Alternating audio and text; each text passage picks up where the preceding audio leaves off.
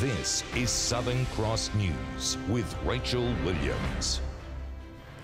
Good evening everyone and welcome to Southern Cross News. As the Premier remains focused on Tasmania's strong economy, his rebel Speaker Sue Hickey continues to break party ranks. After an eventful week in Parliament, she today weighed in on union negotiations and the cost of surgical abortions. The Premier giving his annual State of the State address, spruiking our strong economic growth. Tasmania has truly gone from economic laggard to leader, and it hasn't happened by luck. Despite this golden age, teachers continue their fight for a higher wage increase, using an education forum today to share stories of increasing workloads. All of that work falls on teachers because we're the ones facing the students, we're the ones who talk to them and know them. So it is definitely increasing. Speaker Sue Hickey, the only Liberal to attend. As she left, she promised to bolster the government's ongoing negotiations with unions. I'm just going to relay some of the stories that I've heard today and just ask if we can really get someone to sit down and genuinely do face-to-face negotiations sooner than later. It follows a tough week for the government. Ms Hickey holds the balance of power in Parliament and voted against her party several times in the last few days, forcing legislation to be changed so it could pass. There's no doubt it's a different political dynamic, but my job as Leader of Government is to get things done and to get them through our Parliament. We're doing that. If they fail to pay attention to her concerns, it could undo the entire government. Breaking rank again, Ms Hickey today called for abortions to be free for women who can't afford them, undermining recent government decisions. People do find themselves in circumstances of having to have an abortion, and I don't think that's a choice any woman really wants to find herself in that situation. So we don't need to make it any more stressful than it already is. The Premier left denying claims Ms Hickey had overtaken him as the most powerful Liberal. Michelle Wisby, Southern Cross News. A visitor from New Zealand is in hospital tonight after being hit by a car while crossing the busy Brooker Highway at Derwent Park. Police are calling for witnesses to the early morning crash and are trying to figure out the exact circumstances, including why the pedestrian was on the road. Police on the scene of the crash trying to piece together what happened here on the Brooker Highway at 7 o'clock this morning. A pedestrian has walked out into the path of a vehicle heading south on the Brooker Highway. The result of the crash was a significant injury to the pedestrian. The 73-year-old man taken to the Royal Hobart Hospital with serious injuries. Authorities say he'd been visiting from New Zealand. We understand that he's staying with relatives in Goodwood, and we believe he may have gone for a walk early in the morning. Preliminary investigations suggest speed and alcohol are not contributing factors to the crash. Police say the driver of the Holden Captiva was physically uninjured, but is understood to be shaken. It's very distressful for them, and this is, as I say, distressing for anyone that's involved in this, driver of the motor vehicle, the victim and their families. Police are asking any witnesses to come forward. Michael Breen, Southern Cross News. Safety concerns on the construction site of the Royal Hobart Hospital redevelopment have forced tradies to walk off the job. At the same time, a second group of workers downed tools today, fighting for the same pay as their mainland counterparts. The union says some Tasmanian plumbers are getting paid up to $17 an hour less than those flying in. It comes amid the separate safety concerns.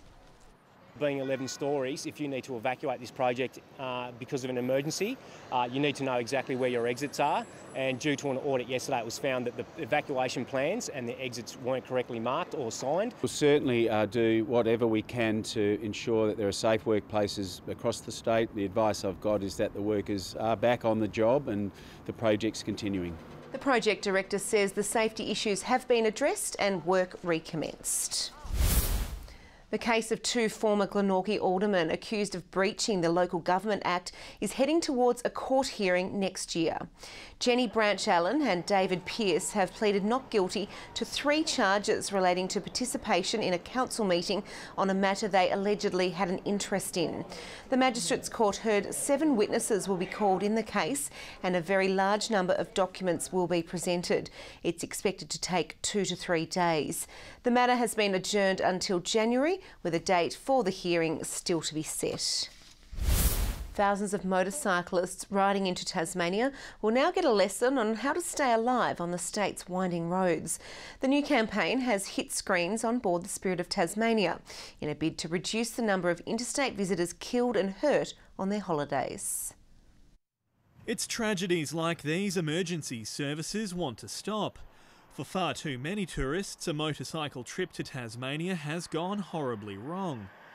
In the past 5 years, nearly 250 interstate riders have been involved in crashes, 7 of them fatal. I think our roads generally tend to be a little bit windier and a little bit thinner, and a lot of cyclists or motorcyclists, from what I understand, come to Tasmania thinking that there's going to be a lot more room in between oncoming traffic as well. That's why they'll be shown these new films on board their journey. If you come to Tassie on that dream holiday, ride to your capabilities, not necessarily the bike's capabilities. It's a message the Spirit operator is happy to be on board with. We're carrying in excess of 20,000 motorcyclists into the state and out of the state a year. They are overrepresented, in fact, in our crash statistics, and we've got to bring that down. There's just so much less protection on a motorbike, and we just want people to be aware of that, be aware how vulnerable they are. Their risks former Superbike champion Mel Campbell knows well. His advice, just take your time. Don't try and bite off too much. Expectations of how many Ks you can travel in a day. Don't compare it with where you're coming from, compare it with local knowledge. The best thing about Tasmania for riding is we have the best roads in Australia. Sean McComish, Southern Cross News.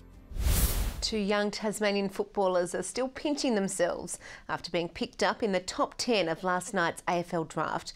Now bound for North Melbourne and Adelaide, Taryn Thomas and Chase Jones say they're ready to do their home state proud on the big stage. The Crows were the first to swoop on the North Launceston product, but the Kangaroos weren't about to let their academy star go without a fight. With pick 8, North Melbourne have matched Adelaide Crows' bid for Taryn Thomas from North Launceston Football Club. I didn't know what to do. Didn't know if it was me or someone else. I wasn't expecting that. I was nervous, more nervous than anything. But when I got my name called out, I was excited, over the moon. With his girlfriend and mum by his side, it wasn't long before the rest of Tasmania began congratulating the state's first top 10 pick in 5 years. Yeah, all the boys messaged me, and then couple of the North Melbourne boys messaged me saying congratulations. Having missed out on Thomas, Adelaide then turned their attention to another young Tasmanian. With pick 9, the Adelaide Crows have selected Chase Jones from Launceston. It was a bit of excitement, a bit of shock, a bit of everything really. I didn't know what to expect. I didn't really know what was going on. Yeah, it was amazing. It was only the 4th time in history and the first time since 1996 since 2 Tasmanians have been picked up in the top 10. The pair returned to Launceston tonight, but only briefly, flying out to Melbourne and Adelaide on Sunday to begin life as AFL footballers. Hard work starts now, so probably try to play, do a pre-season pretty good, and then hopefully play round 1.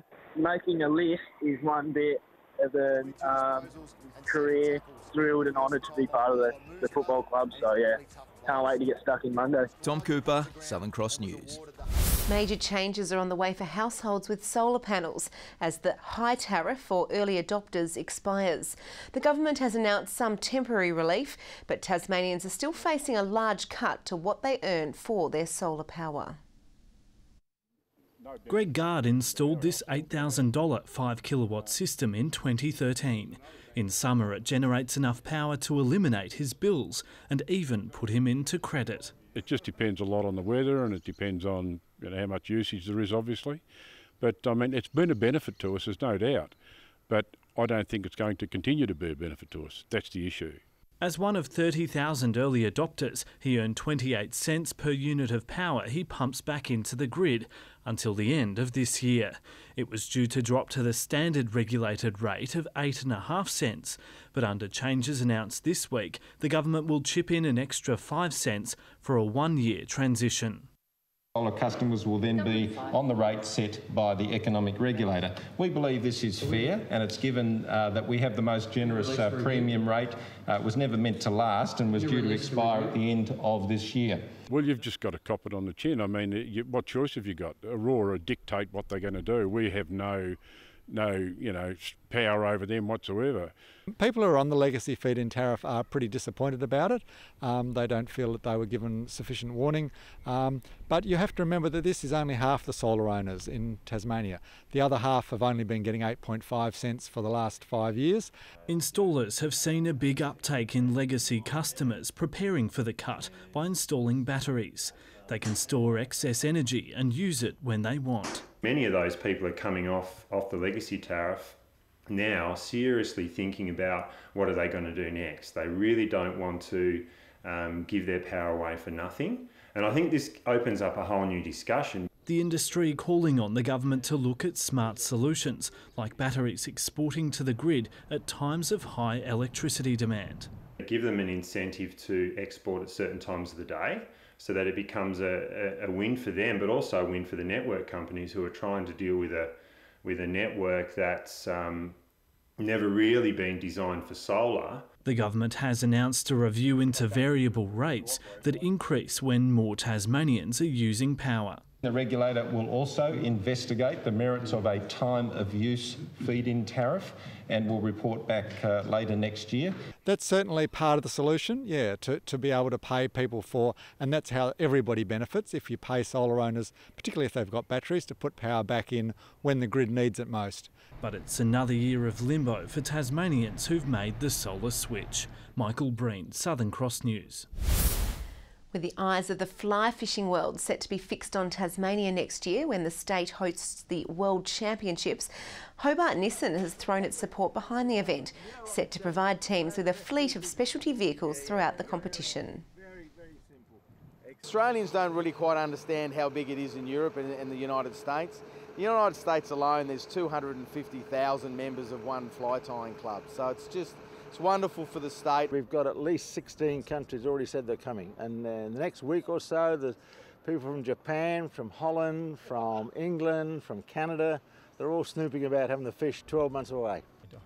The championships will be held at 5 locations throughout the state over 5 days, beginning on November 30, 2019. Tasmanians have gathered around the state on White Ribbon Day in the campaign to stop violence against women. Emergency services marking the day with a brunch at the Launceston Fire Brigade. In my environment, I can see changes over the last 5 to 10 years where we've started having conversations, and the culture that was prevalent 20 years ago, I can see it changing. Author and domestic abuse survivor Deborah Thompson also spoke about her experiences and preventing violence. And the only way we can do that is to teach the very young from the very start compassion and respect. Events were also held at St David's Park in Hobart.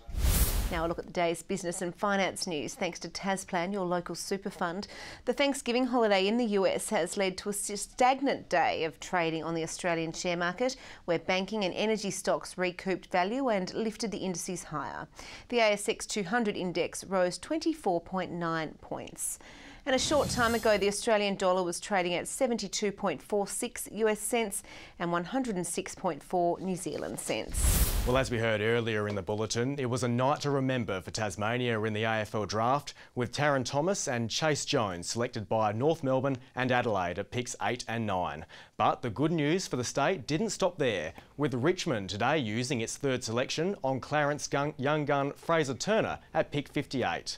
It follows a breakout year for the midfielder, who impressed throughout the National Under-18 Championships and at the recent draft combine in Melbourne. He's one of the most well-respected figures in Tasmanian cricket, but following a form slump, George Bailey has stepped down as Tigers captain. And the side's coach is hoping the change is enough to turn around the stalwart's fortunes at the crease. Bailey has managed just 45 runs in the Tigers' past 4 Sheffield Shield matches. Mentally, he's not in a confident frame of mind. He did actually say to me the other day he gets a bit nervous when he walks through the crease now. That dip in confidence prompting the former Australian one-day player to step aside as captain, passing the torch to Matthew Wade ahead of the Tigers' clash with South Australia next Tuesday. If him handing the captaincy over and being able to just concentrate on his batting gets the best out of him, then that's my job to help him facilitate that. Bailey will still captain the Hobart Hurricanes for the upcoming BBL season, and his coach is confident he's still got some solid performances left in him yet. So he hasn't got any retirement plans at this stage to walk away from cricket. And as I said before, our job's just to get him back making runs again. With no plans to relinquish his captaincy role anytime soon, Aussie Test skipper Tim Payne is adamant selectors have struck the right mix in the recently announced 14-man squad to take on India in next month's Domain Test series, despite fellow Tasmanian Alex Doolan once again being overlooked following some impressive form with the bat this domestic season. Obviously, when you're scoring that many runs, your name's going to come up.